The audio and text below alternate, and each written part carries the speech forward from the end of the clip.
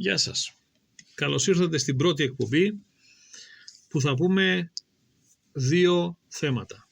Το πρώτο θέμα είναι πώς και πού θα δώσετε εξετάσεις για να πάρετε πτυχίο ραδιοερασιτέχνη και μετά χαρακτηριστικό κλήσης ή call sign. Και δεύτερο θέμα, πώς θα επιλέξετε έναν καλό πομποδέκτη. Το καλύτερο δυνατό για σας.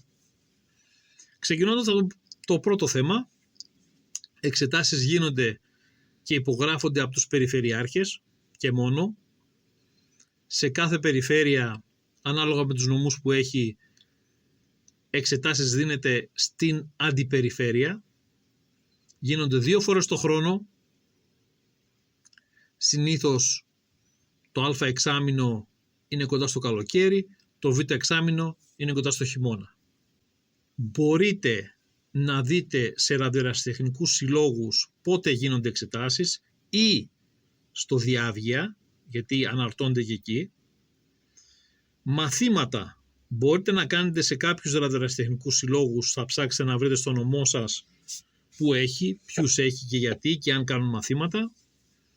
Επίσης μπορείτε να κατεβάσετε την ύλη από το ίντερνετ ή από τη σελίδα της Ραδιολέσης Καστοριάς που είναι www.scherazulu2rck.gr και εκεί πέρα έχουμε πληροφορίες γενικά για τις εξετάσεις. Μπορείτε να δώσετε εξετάσεις από το 12ο έτος της ηλικίας και πάνω, αρκεί να έχετε απολυτήριο δημοτικού, αλλά και αφημί με τον καινούριο νόμο, γιατί πρέπει όλοι να έχουν πλέον αφημί. Οπότε, διαβάζετε τις 347 ερωτήσεις που είναι για την κατηγορία 1, Σχέρα Γιάνκη. Η κατηγορία 2 είναι, να το πω καλύτερα, η κατηγορία Σχέρα Γιάνκη είναι η πρώτη κατηγορία, η entry level. Η κατηγορία 1 είναι η μεγάλη κατηγορία, η κατηγορία Σχέρα Βίκτορ. Από εκεί και πέρα, οι εξετάσεις είναι multiple choice, πέφτουν 100 ερωτήσεις. Πρέπει να γράψετε τουλάχιστον τις 80 σωστά για να περάσετε. Χωρίζονται οι ύλοι σε 4 κεφάλαια. Οι ερωτήσεις είναι βατές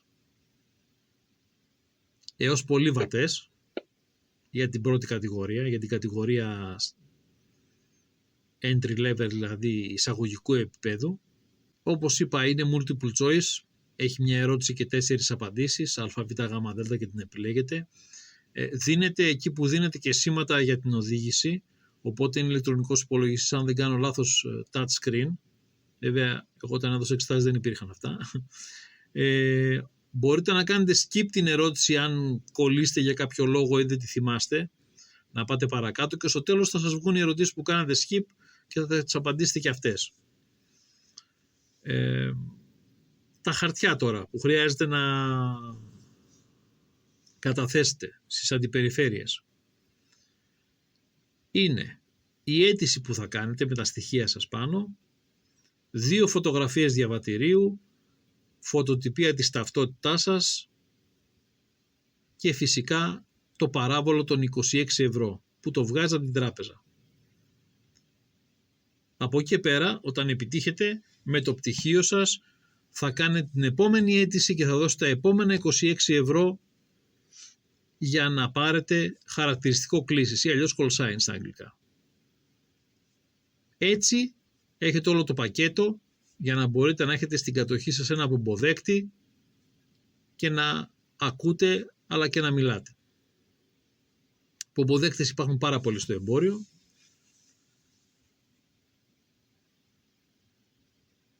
Ανακεφαλαιώνοντας θα πω 347 ερωτήσεις, 100 πέφτουνε, από 80 μέχρι 100 μπορείτε να περάσετε, απαντάτε σωστά σε αυτές τις 80 ή 100 αναλόγως.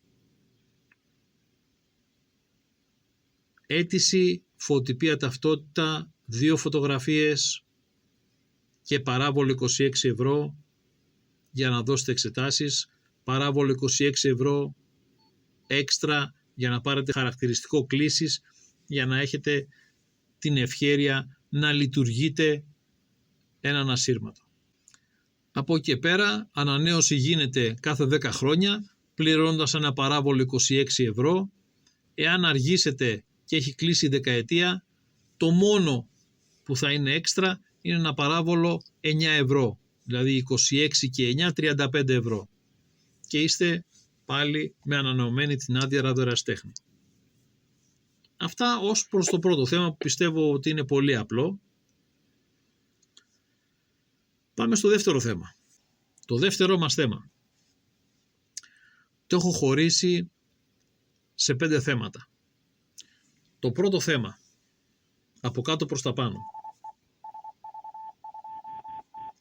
Πέσαν όλα τα ID μαζί. Επειδή είμαι μεσοσάκ και έχω ανοιχτούς πομποδέκτες.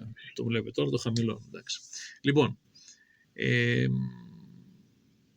το πρώτο που πρέπει να προσέξετε, να έχει εύκολο μενού, να έχει καλώδιο προγραμματισμού και να έχει software.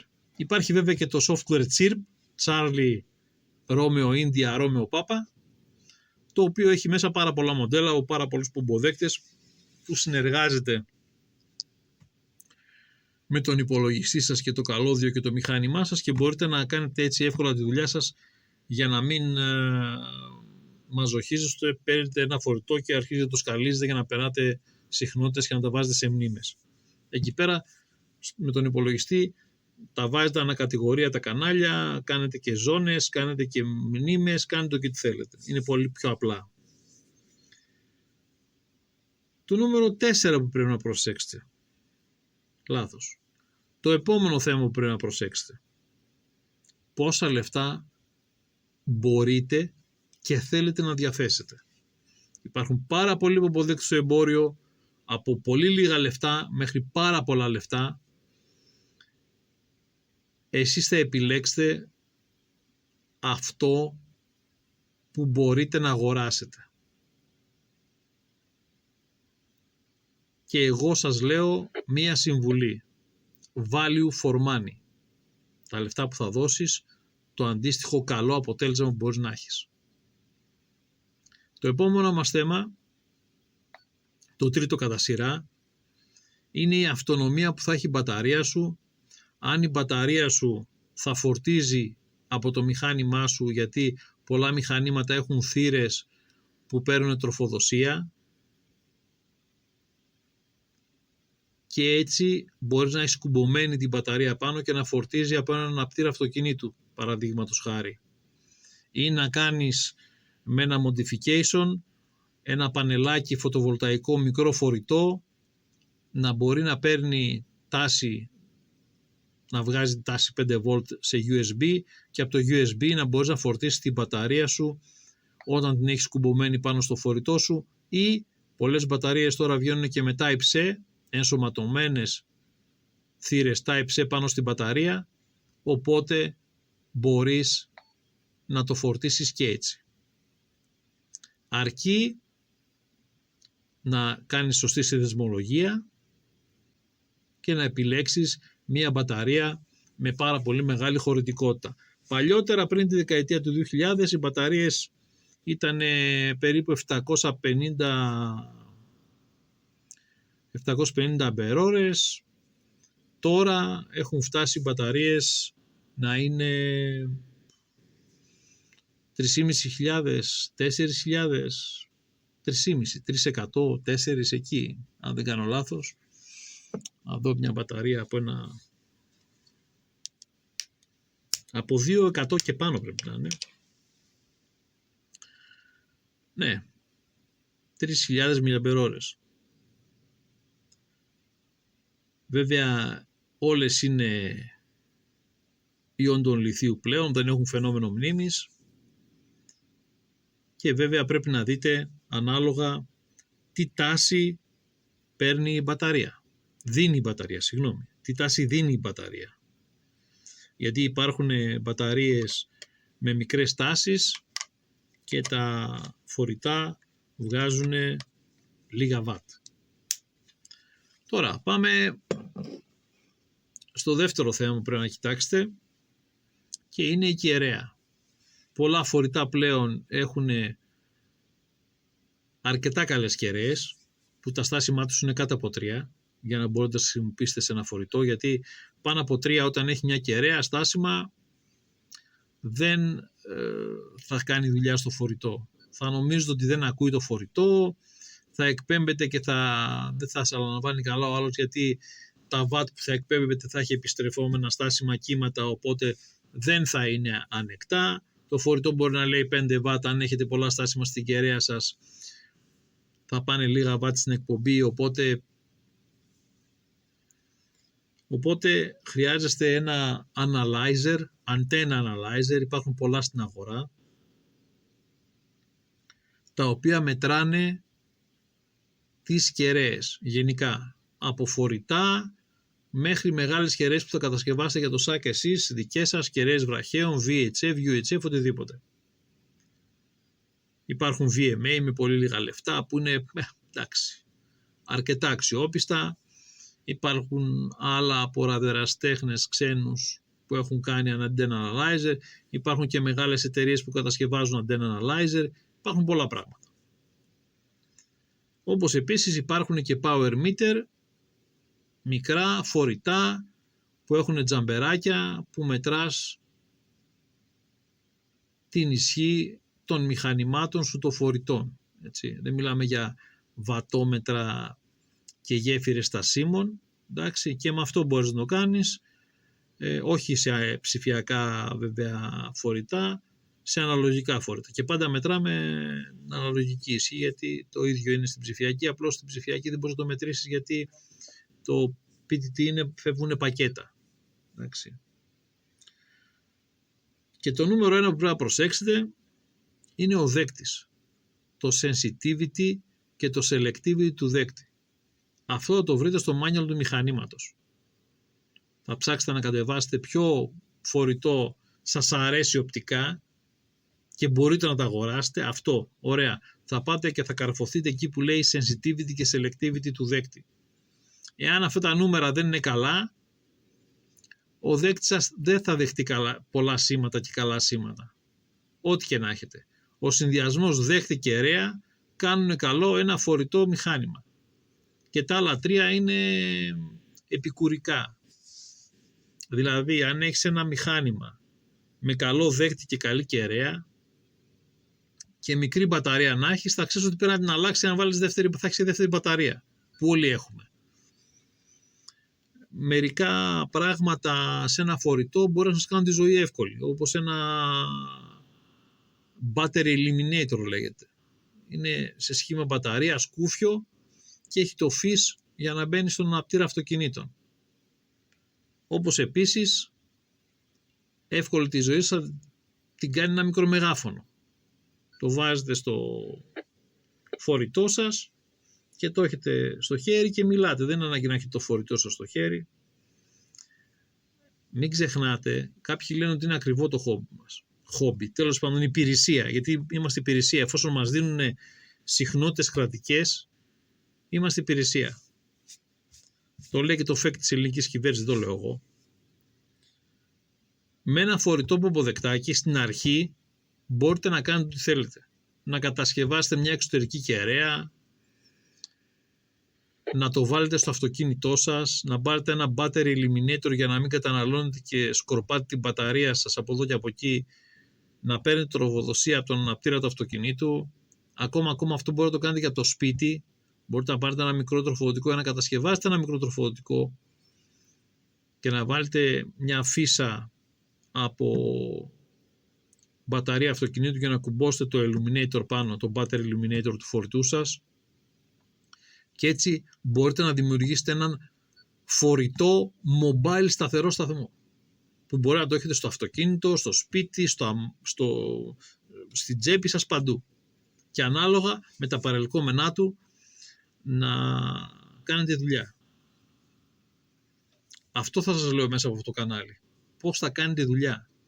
Το να ανοίξετε ένα παράθυρο για να πετάξετε λεφτά, ευχαριστώ πολύ, όλοι το μπορούν να το κάνουν, και πάλι δεν θα αγοράσουν το καλύτερο μηχάνημα, δεν θα έχουν τις καλύτερες επιλογές, δεν θα μπορούν να κάνουν διάφορα πράγματα, όπως εάν είσαι σε δύσκολη περιοχή και δεν πιάνεις κάποιον αναμεταδότη, που έχουμε 300-400 αναμεταδόσεις στην Ελλάδα, είναι φύση αδύνατο να μην πιάνεις κάποιον, μπορείς να βγάλεις την κεραία του φορητού σου ποποδέκτη και να κουμπώσεις ένα καλώδιο 50 ohm και να βγάλεις μια εξωτερική κεραία είτε στο μπαλκόνι με μια μαγνητική βάση είτε στην ταράτσα σου.